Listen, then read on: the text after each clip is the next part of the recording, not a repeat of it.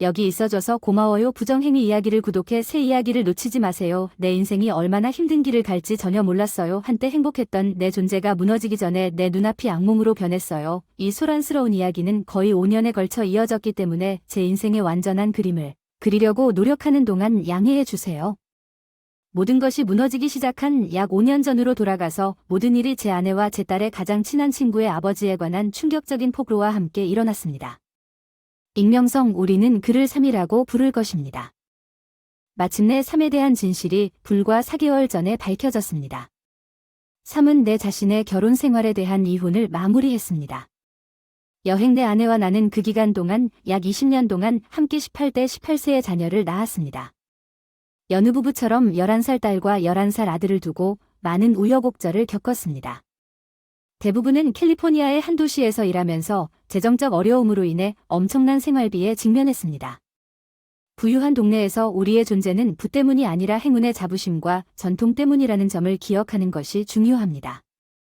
우리 집은 1940년대부터 우리 역사의 필수적인 부분이었으며 대대로 이어져 왔기 때문에 우리 가족의 깊은 곳에서 실행되었습니다. 아내의 제안을 포함하여 저를 설득하려는 수많은 시도에도 불구하고 아버지로부터 이 집을 물려받게 된 것은 행운입니다.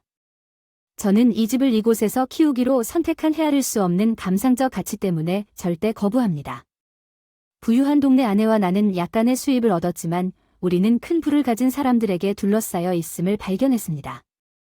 우리 아이들은 부유한 동료들 근처에서 자랐기 때문에 그들이 삶에 대한 독특한 관점을 키울 수 있었습니다.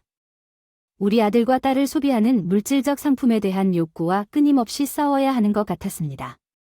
특히 기억에 남는 사건 중 하나는 11살짜리 아들이 값비싼 휴대용 비디오 게임 콘솔을 가지고 집에 왔을 때였습니다. 그에게 새해 선물로 같은 게임을 주려고 했지만 재정적 제약으로 인해 이 기간 동안 그 약속을 이행할 수 없었습니다. 긴급한 문제가 발생했고 처음에 세트를 보았을 때 휴대용 콘솔에 대한 아들의 욕구를 충족시킬 수 없었습니다. 친구한테 빌린 줄 알았는데 이틀 연속 돌려주지 않자 걱정이 커져 호기심이 커져 어디서 구했는지 물어보니 놀랍게도 아들이 말했다. 나 그건 샘이 준 선물이야. 내 딸의 가장 친한 친구의 아버지, 우리에게서 몇 블록 떨어진 곳에 사는 샘은 상당한 재산을 가진 이혼한 남자야. 그의 딸은 나와 동갑이야. 어리둥절해 나는 아들에게 왜 다른 사람으로 변했는지 물었다. 사람들에게 도움을 요청했지만 그는 요청에 대한 어떠한 개입도 단호하게 거부했고 나는 셋톱박스를 구입한 상황에 대해 완전히 혼란스러워했습니다. 내 아들은 3이 자신의 관심사에 관심을 보였고 며칠 동안 좋아하는 비디오 게임에 대해 물었다고 설명했습니다. 나중에 놀랍게도 3이 그를 위해 게임을 사줬는데 이로 인해 복잡한 감정이 들었습니다. 한편으로는 어떻게 해야 할지 몰랐습니다. 3의 관대함에 감사를 표하고 싶었지만 다른 한편으로는 기분이 좋지 않았습니다. 아내가 딸을 데리고 배구 경기를 하던 중에 기회가 생겼을 때 재정에 부담을 주지 않고는 아들에게 이런 선물을 줄 수 없다는 것이 안타깝습니다. 나는 샘에게 다가가 진심으로 감사하다고 말했습니다. 샘은 건장한 체구와 키가 큰 친절함을 칭찬했습니다. 키도 나이보다 많아 눈에 띄었지만 친근한 모습이 나에게 좋은 인상을 남겼다. 예전에는 아내와 나는 매력으로 주목을 받던 커플이었지만 친권의 출연으로 점차 관심을 두지 않게 됐다. 3개월 전까지만 해도 내 아내가 피트니스를 시작하고 마라톤 훈련을 시작하기로 결정했을 때 변화가 일어났습니다. 아내는 집에 와서 어떻게 우리 딸을 친구 집에 데려다 주었는지 말하곤 했고 그곳에서 샘과 피트니스에 관해 오랜 대화를 나눴습니다. 모든 것이 순진해 보였고 제 아내는 3과의 상호작용에 대해 개방적이었습니다. 우리 딸과 3의 딸이 한동안 친한 친구였다는 점은 주목할 가치가 있습니다. 제 아내는 2년 동안 우리 딸을 3을 방문하기 위해 데리고 왔고 이제는 친구가 되었습니다. 최근에 나는 아내가 샘에 대해 이야기할 때 아내의 행동에 변화가 있다는 것을 알았습니다. 그녀에게서 흥분이 고조되는 느낌이 들었습니다. 이 갑작스러운 변화는 나를 의심하게 만들었고 나는 아내의 행동을 면밀히 관찰하기 시작했습니다.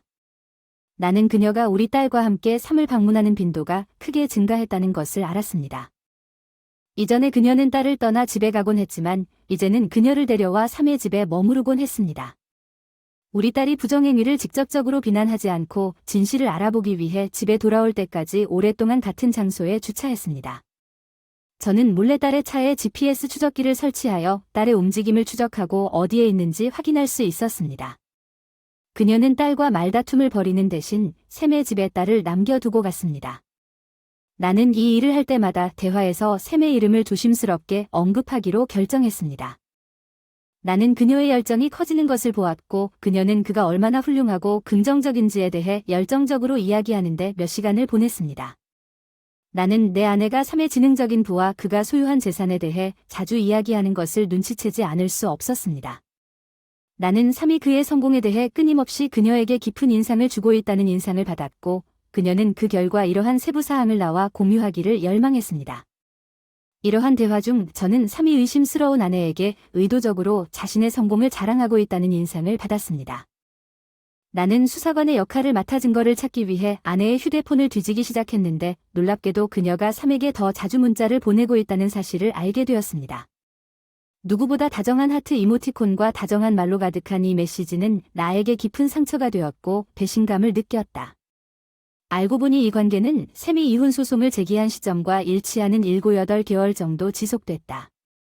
비난하는 메시지를 우연히 접한 후 내 아내가 샘의 결혼 파탄에 어떤 역할을 했는지 궁금해하지 않을 수 없었습니다. 나는 용기를 내어 아내에게 그녀의 불륜에 대해 내가 알고 있는 것을 말했습니다. 그녀는 마지못해 불륜을 인정했지만 답변을 회피했습니다. 정확히 언제 불륜을 시작했느냐고 묻자 그녀는 실수였다고 사과했지만 나는 그녀의 말을 믿기 어려웠다. 우리는 우리 관계의 미래 운명에 대해 진심으로 이야기하고 반성할 여지를 얻기 위해 물었다. 그녀가 일시적으로 집을 떠나도록 한 오랜 불륜과 깊은 배신감으로 인해 나는 그러한 속임수 속에서 계속 살아가는 것을 견딜 수 없게 만들었습니다. 나는 아내의 불륜에 대해 딸에게 말하지 않기로 어려운 결정을 내렸고 그녀가 왜 그렇게 할 수 없는지 설명하는데 어려움을 겪었습니다. 평소처럼 그녀의 가장 친한 친구를 방문하지 마세요. 불행하게도 이로 인해 내 아내는 우리 딸을 조종하고 그녀를 나에게 불리하게 만들기 위해 다양한 허풍쟁이를 만들었습니다. 그녀는 내가 두 사람 모두 삶을 방문하는 것을 꺼리는 것이 질투 때문이라고 주장하면서 왜곡된 그림을 그렸습니다. 심지어 딸에게 내가 아내와 별거하기로 한 결정을 경제적 성공이 부족하다는 증거로 말하는 것이 게으르다고 말하기까지 했습니다. 나는 어머니와 내가 결혼 생활에 어려움을 겪고 있다고 아이들에게 공개적으로 이야기하기로 결정했습니다.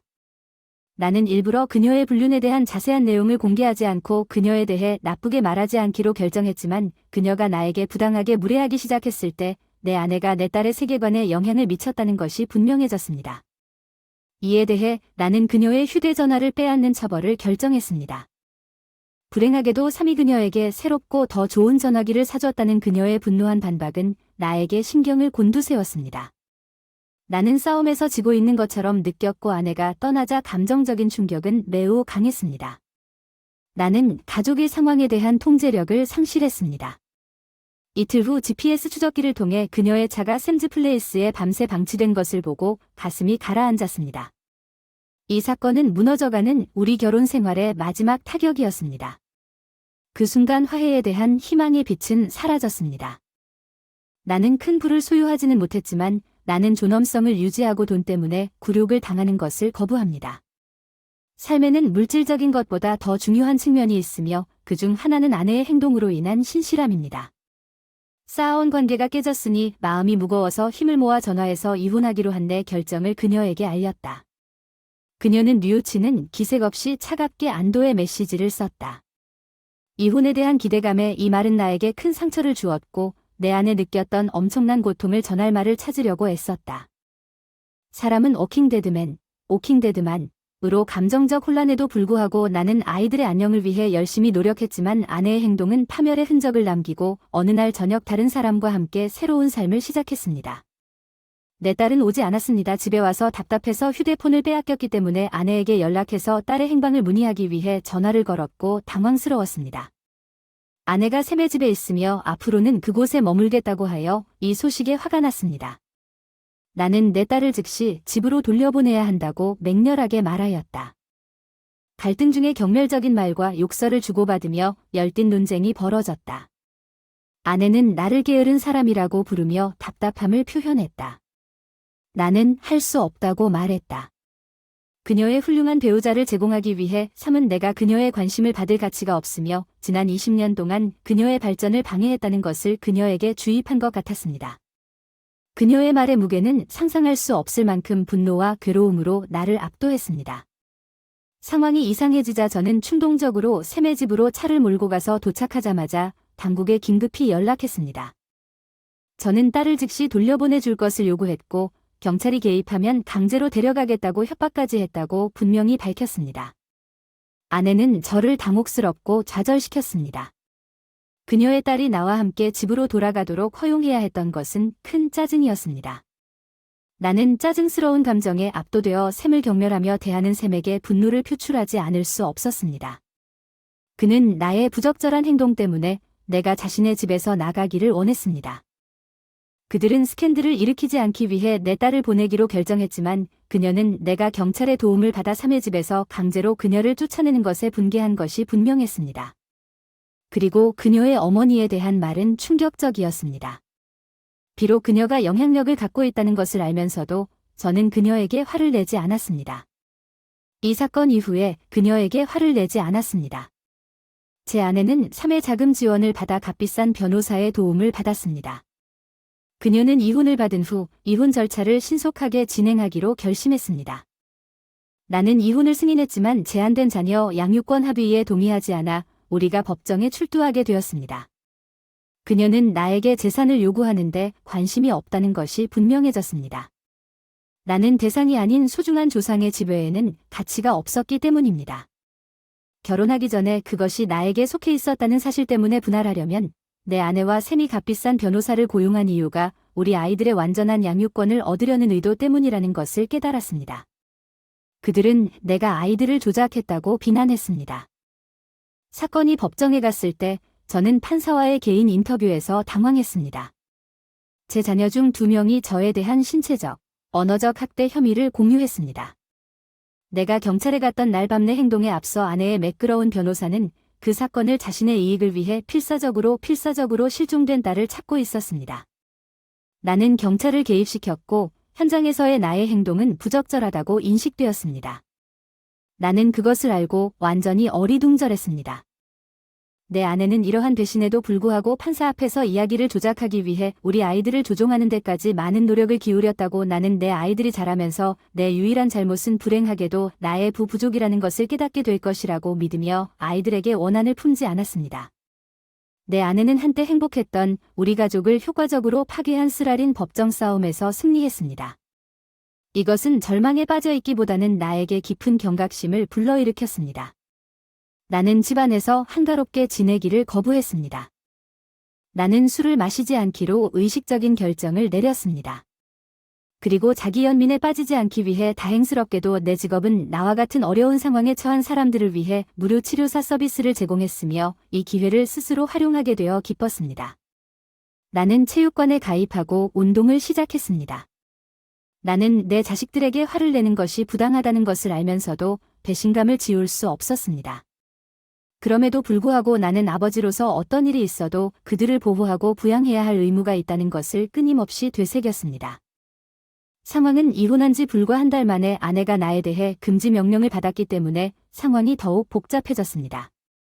이 부당한 비난으로 인해 아이들과 헤어질 뿐만 아니라 가족과 가족이 겪는 시련에도 불구하고 나에 대한 금지 명령이 내려졌습니다. 친구들은 나에게 평정심을 유지하고 현명하지 못한 행동을 피하라고 격려하는 귀중한 조언을 해주었다. 나는 직장 생활에 전념했다. 이 어려운 기간 동안 신체적, 정신적 건강에 많은 관심을 기울였다. 몇 달 동안 가족과 떨어져 있었다. 이혼 후 내가 없으면 더 나을 것이라고 생각한 아내는 인생에 큰 변화를 겪었습니다. 그녀는 새 차를 구입하고 직장을 그만두고 우리 2자녀와 우리 2자녀를 포함한 새 가족의 전업주부 엄마가 되었습니다. 딸과 2아들을 포함한 샘의 10대 3명은 저를 불안하게 만들었습니다. 18살 된 제 딸이 이제 혈연관계도 없는 10대 소년 2명과 한 지붕 아래 살고 있다는 사실을 깨달았습니다. 이 문제를 해결하기 위해 제가 할 수 있는 일이 거의 없다는 것을 깨달았을 때 무력감이 저를 압도했습니다. 이혼 후 몇 달 동안 어려운 상황이 지났고 그동안 나는 더 나은 육체적으로 새로운 우정을 쌓기 위해 변화할 수 있었고 심지어 흥미로운 데이트를 시작하기까지 했습니다. 이혼과 후속 양육권 절차가 나에게 좋은 일인 것 같았고 나는 내 손에는 많은 자유시간이 있지만 모든 외적인 변화에도 불구하고 나는 부인할 수 없는 공허함을 느꼈습니다. 일상생활에 자녀가 없다는 것은 그 어떤 개인적인 성장으로도 두 자녀를 키우는 기쁨에 대한 그리움을 채울 수 없다는 공허함을 남겼습니다. 학교 쉬는 시간에 아들을 방문하기로 결정했습니다. 운동장에서 아들을 보았을 때 기대감의 물결이 내 혈관을 타고 흘러 우리의 눈이 마주쳤고 그 순간 그의 얼굴은 아무 생각 없이 순수한 기쁨으로 빛났습니다. 그는 자신의 작은 다리로 그를 안고 나에게 달려왔습니다. 아들은 있는 힘껏 빨리 나에게 다가와 나를 꼭 껴안고 가장 가까운 벤치를 찾아 그 위에 앉아 최신 장난감부터 흥미진진한 비디오까지 샘의 집 생활에 대한 모든 세부사항을 열성적으로 이야기했습니다. 그는 활기차게 말했고 모든 단어에서 행복과 웰빙이 분명했지만 그의 열정 속에서 그의 목소리에는 언제 집에 올지 알고 싶은 갈망이 있었고 재정적으로 어려운 상황에도 불구하고 감동을 받아 눈물이 흘렀습니다. 내 아들은 디즈니랜드의 매력이 눈앞에 있어도 여전히 집에 대한 갈망을 느꼈습니다. 그 순간 나는 아버지라는 자부심을 느꼈습니다. 우리의 방문은 어머니에게 숨겨진 작은 비밀로 남아야 한다고 아들에게 분명히 했습니다. 정기적으로 연락하기로 결심한 자매님과 저는 적어도 일주일에 한 번씩 그를 방문하겠다고 약속했습니다. 우리가 함께한 시간은 짧았지만 그가 교실로 돌아갈 준비를 하는 동안 그 시간은 헤아릴 수 없을 만큼 소중했습니다. 이런 만남 중에 우리 아들은 무심코 내 딸이 우는 걸 봤다고 말했어요. 여러 가지 이유로 눈물이 흘릴 수 있으니 처음에는 별 생각 없이 무시했지만 또 한 번은 저에게 이렇게 말했습니다. 그는 전처가 울면서 속상한 감정을 느끼는 것을 반복적으로 보았습니다. 이 이야기는 저에게 걱정의 물결을 보냈습니다. 비록 그들이 눈물을 흘린 정확한 이유를 정확히 알 수는 없었지만 제 딸과 전처 모두 감정적 어려움을 겪고 있는 것이 분명했습니다. 가끔 내가 주의를 기울이지 않았던 괴로움 나는 그들이 왜 울고 있는지 궁금해하지 않을 수 없었다. 호기심으로 인해 아들에게 왜 엄마가 단지 어린 소년이라는 사실을 잊고 화를 내는지 물었습니다. 어느 정도 명확해졌지만 그는 성인 감정의 복잡성을 이해하지 못했다는 것이 금방 명백해졌습니다. 그는 어떤 이해 가능한 대답도 줄 수 없었습니다. 내가 아무것도 이해하지 못했음에도 불구하고 나를 불확실한 상태에 남겨두었습니다. 낙원에 문제가 있다는 것을 깨닫고 집으로 돌아왔을 때 비뚤어진 만족감이 생겼습니다. 내 인생에서 그녀를 울게 만든 유일한 시간은 그녀의 불신앙에 직면했을 때뿐이라는 것을 알고 비뚤어진 자부심을 느꼈습니다. 어느 날 낯선 전화번호로 전화가 왔습니다. 전화를 받았을 때 상황은 예상치 못한 방향으로 바뀌었습니다. 전화 반대편에서 낯선 목소리가 들려 깜짝 놀랐습니다. 발신자가 갑자기 전화를 끊어서 혼란스러워졌습니다. 이런 상황이 며칠 동안 반복되었고 제가 전화를 받으려고 했을 때 발신자는 이 미스터리에 어리둥절해하며 계속 전화를 끊었습니다. 저는 용기를 내어 전화에도 불구하고 전화를 건 사람은 침묵을 지켰습니다. 대화에 참여하기 위해 이 신비한 사진은 주기적으로 나를 완전히 당황하게 만들었고 답을 찾고 싶었습니다. 내 직감을 확인하기 위해 발신자가 내 딸일 수 있다는 의심이 마음속에 생겼습니다. 나는 다른 전화로 다시 전화하기로 결정했습니다. 익숙한 목소리가 수화기에서 흘러나와 겁에 질려 불안한 마음에 급히 전화를 끊었다. 딸아이가 나에게 이렇게 은밀하게 연락을 해서 뭔가 문제가 있는 게 분명했다. 딸아이가 무슨 어려움을 겪고 있는 걸까 하는 생각에 벅차올랐다. 그녀는 내 존재를 갈망한다. 나는 쉬는 시간에 그녀의 오빠 학교에 갔듯이 진실을 알 수 있는 유일한 방법이 있다는 것을 알고 있었다. 나는 그녀의 학교에도 방문하기로 결정했고 나의 유일한 목적은 그녀를 찾는 것이었고 결국 나는 그녀를 찾았다. 우연히 샘의 딸과 함께 복도에 있었는데 나를 보자마자 그녀의 지는 잠시 머뭇거리다가 재빨리 돌아서서 걸어갔다. 어쩌면 샘의 딸이 우리 모임에 대해 알리고 싶지 않은 것 같다는 생각이 들었다. 그녀를 안심시켜 주었어요. 나는 그녀가 나에게 전화한 사람이라는 것을 안다고 고백하는 문자 메시지를 보냈습니다. 그녀가 나를 필요로 할 때 나는 항상 그녀 옆에 있을 것이라고 강조했습니다. 그 후 그녀는 연락을 했고 전화를 했습니다. 그녀의 대답은 간단했고 나는 그녀가 우리의 유대를 강화하기로 결심한 내 목소리를 듣고 싶어 한다는 인상을 받았습니다. 나는 그녀에게 질문을 퍼붓는 대신 매일 그녀에게 전화하는 습관을 들였습니다. 대화 중에 그녀는 과거에 대해 깊이 생각하지 않고 어머니의 영향으로 돌리면서 법정에서 나에 대해 했던 굴욕적인 말을 갑자기 회개하기 시작했습니다. 그녀의 집에 오신 것을 환영합니다. 양육권 심리가 있은 지 약 7개월이 지났고 전화통화 중 그녀는 3회 집으로 이사한 후 집으로 돌아가고 싶다는 의사를 밝혔습니다. 그녀의 눈물 어린 고백이 호기심을 자극했고 나는 그녀에게 돌아가고 싶은 이유를 물어보기로 결정했습니다. 그녀는 어떤 세부 사항도 밝히기를 거부하며 침묵을 지켰습니다. 나는 그녀가 집에서 언제나 환영받을 것이라고 그녀를 안심시켰습니다. 그러나 자녀 양육권에서 그녀의 어머니가 현재 자녀 양육권을 가지고 있다는 말을 들었기 때문에 나는 그녀가 자신의 입장을 말하면 이야기 그녀의 어머니와 나는 그녀가 두 집 사이를 쉽게 이동할 수 있도록 공동 양육권을 행사할 수 있었지만 그녀는 무슨 일이 일어날지 걱정하여 3일 집에 머물고 싶지 않다고 갑자기 거부했습니다. 나는 그녀에게 문의를 강요하지 않기로 결정했습니다. 어느 날 그녀가 멀어질까 봐 우리는 공원에서 만나 이야기를 나누기로 하고 공원을 산책하면서 갑자기 집에 가고 싶은 그녀의 욕구를 이해하려고 문제를 논의하기 시작했습니다. 나는 그녀에게 질문을 하기 시작했고 그 후 그녀는 무너졌습니다. 임신했다고 해서 머리가 어지러웠지만 호기심에 사로잡히지 않고 침착하려고 노력했습니다. 임신 기간과 공포의 원인이 누구인지 물었습니다. 어머니에게 이 사실을 알렸다고 했습니다. 임신을 중단하기로 결정했다는 소식이 번개처럼 쳤습니다. 딸이 임신했을 뿐만 아니라 나도 모르는 사이에 그렇게 중요한 결정을 내렸다는 사실을 이해할 수 없었습니다. 모든 것이 바뀌었다는 사실을 깨닫지 못했고 어지러웠습니다. 나는 깜짝 놀라 길바닥에 쓰러졌다.